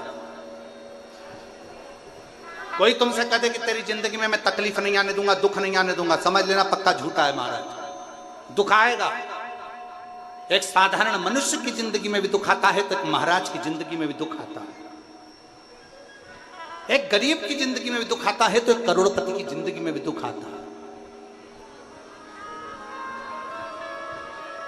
जितना ललाट पर पूर्व में लिखा हुआ है, कुर्सी, पद, प्रतिष्ठा, सम्मान, यश, ये सारा की सारा तुमने पूर्व में किसी को दिया होगा, तो आज तुम्हें कुर्सी भी मिल रही है, पद भी मिल रहा है, प्रतिष्ठा भी मिल रही है, यश भी मिल रहा है। नहीं तो तुम्हारे ही नाम का एक व्यक्ति हाथ ठेला धका रहा है, तुम्हारे ही नाम का एक व्यक्ति घर में काम कर रहा है, तुम्हारे ही नाम का एक व्यक्ति किसी के यहाँ झाड़ू लगा रहा है, एक व्यक्ति पोछा लगा रहा है। नाम की मूलता नहीं है, मूलता है तुम्हारे कर्म की। इसलिए जो पूर्व में करा आज सुख भोग रहे हो, और आज करोगे तो बाद में सुख भोगने को मिलेगा। जैसा कर्म करोगे उस कर्म के अनुसार तुम्हें फल की प्राप्ति।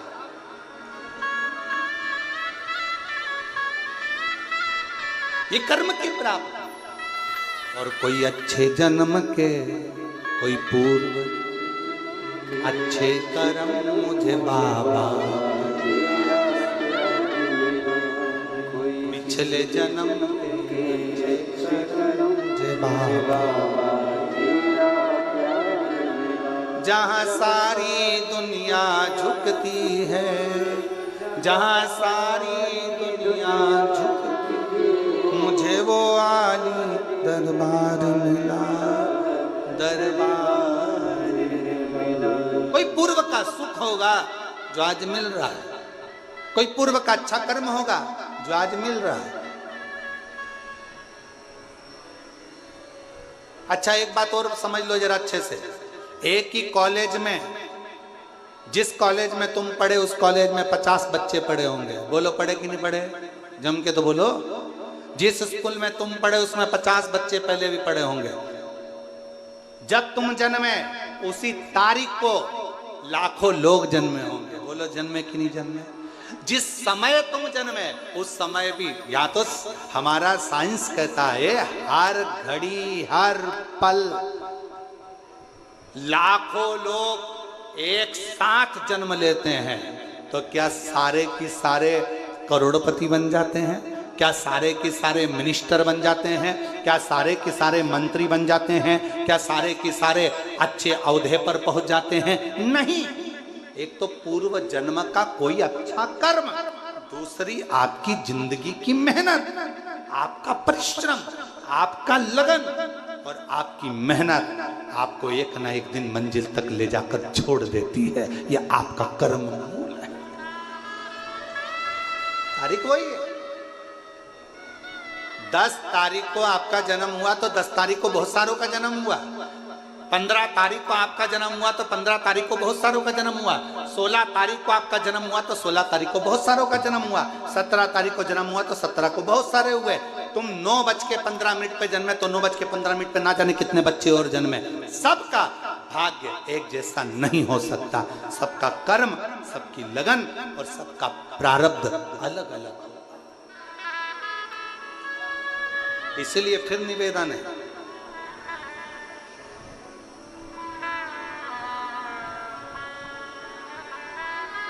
जो दिया मेरे परमात्मा ने, जो दिया मेरे शंकर ने, जो दिया मेरे ओघड़दानी ने, वो कम नहीं दिया। खुश हुआ करो, भगवान को हर पल धन्यवाद दिया करो कि तूने मुझे जो दिया वो कम नहीं दिया, कम नहीं दिया। एक पत्र अच्छा है जी।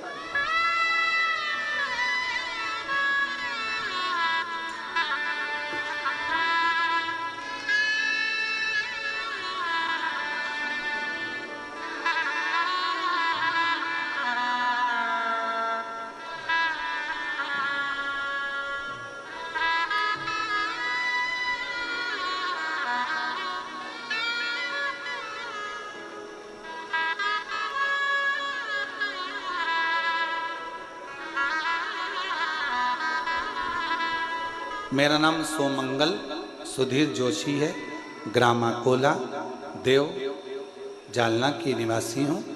मेरा मोबाइल नंबर ये है। बाबा के आशीष का क्या वर्णन करूँ गुरुदेव। यूट्यूब पर कथा देखते देखते आपकी शिव महापुराण अपने सुमधुर वाणी से श्रवण करने का लाभ हुआ। शिव भक्ति में जुड़ गई, साथ में अपने पति को भी जोड़ दिया। रुद्राक्ष महोत्सव में मिले पहुँची, क्षेत्र सीहोर पहुँचकर कथा सुनी। मेरी बेटी के लिए बस मांगा था कि उसकी सरकारी नौकरी लग जाए। मेरी बेटी कहती है माँ मैं मेहनत कर कर कर थक गई, मेरी नौकरी नहीं लग रही। मैंने अपनी बेटी से कहा एक बार पशुपतिनाथ का व्रत कर और पंडाल में बैठकर कथा सुन। मेरी बेटी ने पंडाल में बैठकर कथा सुनी, पशुपतिनाथ का व्रत किया। और बाबा का मैं क्या गुणगान करूं गुरुदेव। मेरे बाबा ने मेरी बेटी की एक पंडाल में नहीं सुनी, 5 पंडाल में बैठकर कथा सुनी। और बाबा की कृपा से मेरी बेटी का सिलेक्शन स्वास्थ्य विभाग में हो गया और मेरी बेटी की गवर्नमेंट जॉब लग गई। मैं बाबा को प्रणाम करने के लिए आई। कहीं बैठी हो सोमंगला मंगल सुधीर जोशी आ सकते हैं। एक दिन शक्कर वाली चींटी ने नमक वाली चींटी से कहा, एक दिन शक्कर वाली चींटी ने नमक वाली चींटी से कहा कि थोड़े दिन मेरे साथ चल, थोड़ा मीठा मीठा खाया कर, चल मेरे साथ। अब नमक वाली चींटी ने सोचा मैं जा रही हूँ, क्या पता खाने को मिले कि नहीं मिले। उसने एक नमक की डिली चींटी ने अपने मुंह में फंसा, चली गई अपनी सहेली के साथ शक्कर की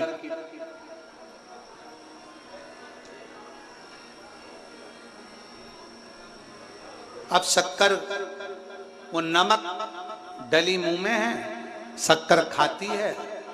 आखिरी में चींटी जाने लगी। शक्कर वाली चींटी ने नमक वाली चींटी से पूछा तुझे कैसा लगा। नमक वाली चींटी बोली काहे का जैसी वहां थी वैसी यहाँ।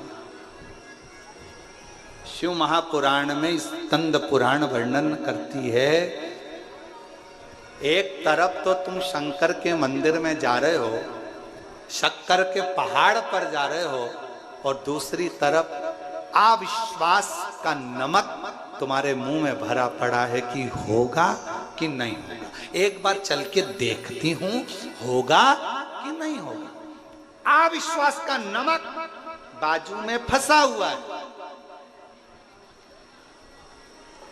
और जा रहे हो शिव के मंदिर। शिव महापुराण की कथा कहती है, अविश्वास का नमक लेकर अगर शंकर के मंदिर में जाओगे तो कभी विश्वास रूपी शिव का आनंद नहीं ले पाओगे। अविश्वास के नमक को पहले छोड़ दो और पूर्ण विश्वास के साथ जाओगे तो 5 महीने के बच्चे के शरीर में भी धड़कन वापिस आ सकती है, अगर विश्वास है तो। और अगर भरोसा नहीं, विश्वास नहीं, तो शिव। हम तो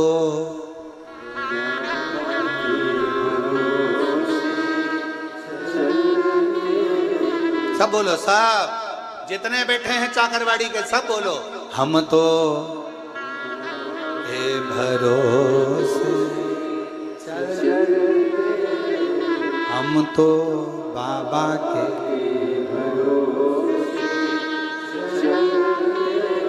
ये दुनिया वाले ये दुनिया डमरू वाले के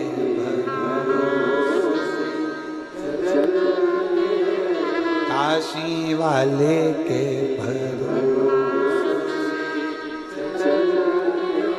भोले बाबा के भरोसे। एक विश्वास रखिए, और जितना विश्वास रखकर, जितना भरोसा रखकर आप शिव जी के नजदीक जाओगे, जितना भरोसा रखकर आप शंकर जी के करीब में पहुंचोगे, शिव आपके भरोसे को निभाएंगे। और ऐसी कोई दुख नहीं है जो मेरा शंकर काट नहीं सकता, दुख कटेगा। अविश्वास का नमक मुंह से निकाल दो। आप तो ये सोच कर जाओ, मैं जा रही हूं चाकरवाड़ी कथा सुनने के लिए, मुझे मालूम है शंकर देगा, 3 महीने में मेरी झोली भर देगा। ये विश्वास लेकर अगर कथा में आए हो तो 3 महीना तो जाने दो, 1 महीना जाने दो, कथा के मध्य में भी सूचना वो पहुंचाएगा कि तेरा काम। विश्वास, अविश्वास का नमक बाहर निकालो, और कुछ नहीं करना, ना कोई आडंबर, ना कोई दिखावा, सारी समस्या का हल। इतना धीमा बोलोगे तो क्या होगा, तुम्हारा कालिया। जम के बोलो, सारी समस्या का हल। कोई दिखावा नहीं करना, किसी के पास नहीं जाना, किसी को हाथ नहीं दिखाना, किसी से भविष्य नहीं पूछना, अपना भविष्य खुद बनाना, अपनी लगन, मेहनत, परिश्रम और अपने शंकर पर करे गए भरोसे। विश्वास।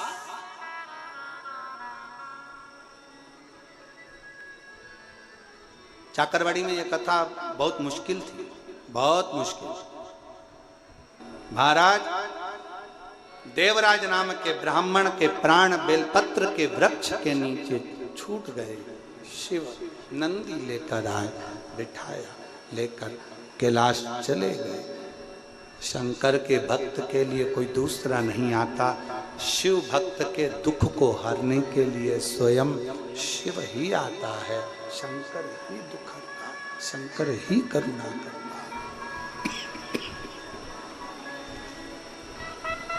फिर प्रसंग आया, बिंदुक नाम का ब्राह्मण जिसकी पत्नी का नाम चंचुला था,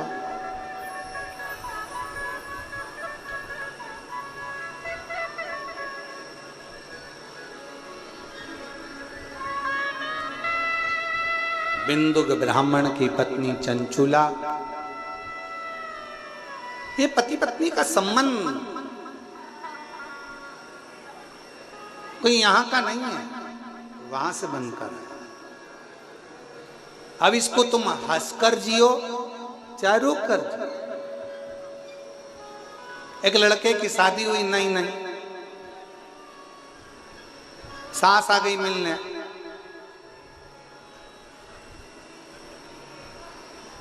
लड़के ने ऑफिस चले गया, शाम को आया, जैसे ही लड़का खाना खाने बैठा, खाना खाते से आवाज लगाकर बोला, आज का खाना, आज का भोजन तुमने नहीं बनाया। पत्नी से बोला, आज का भोजन मेरी सास ने बनाया है। पत्नी सिर पे पल्लू लेके बोली, तुम इतनी जल्दी मेरी मम्मी को पहचान गए? तुम कैसे कह सकते हो कि मम्मी ने भोजन बनाया? लड़का बोला, रोज खाना खाता था, काले कलर का बाल आता था, आज खाना खाने में सफेद आया है, इसलिए पहचान गया कि भोजन तेरी मम्मी ने बनाया। मेरी शादी का ख्याल तेरे घर पर आया है, इसीलिए खाने में सफेद बाल आया है। मैं समझ गया, पति पत्नी का संबंध एक परमात्मा की देन है, प्रभु की कृपा है। इसको खुश होकर जियो, रोकर नहीं। रोज नूतन आनंद के साथ, नूतन एंजॉय के साथ, प्रसन्नता के साथ जीना चाहिए। पर कई लोग ऐसे हैं, विवाह के बाद पूरी जिंदगी रोते रोते निकालते, पूरा जीवन। पति कहता है पत्नी ऐसी मिली, पत्नी कहती है पति ऐसा मिला। भगवान से प्रार्थना करो, मोहल्ले में घूम कर आओ, एक आध पति पत्नी से मिलकर आओ, घर पर आकर लगेगा भगवान ने जो दिया अच्छा दिया। शिव कृपा, शंकर की करुणा। बिंदु ब्राह्मण होकर भी गलत कर्म कर कर पानी में डूब कर मर गया, प्रेत की योनि में पड़ गया। पत्नी ने तुमरुका जी से शिव महापुराण की कथा का रस तत्व ग्रहण करा। शिव जी सरगोरा जी बनकर आए, जोरदार ताली बजाएं सरगोरा जी के लिए। शंकर पार्वती जी ईसर गोरा बनकर पधार रहे हैं। बाबा देवादिदेव महादेव भगवान शंकर ईश्वर जी और गोरा जी बनकर चले, और ईश्वर गोरा बनकर शिव महापुराण के यजमान बनकर भगवान शंकर पार्वती जी कथा श्रवण करने के लिए आए हैं। जोरदार ताली बजाएं ईश्वर गोरा जी के लिए। हर हर महादेव। आज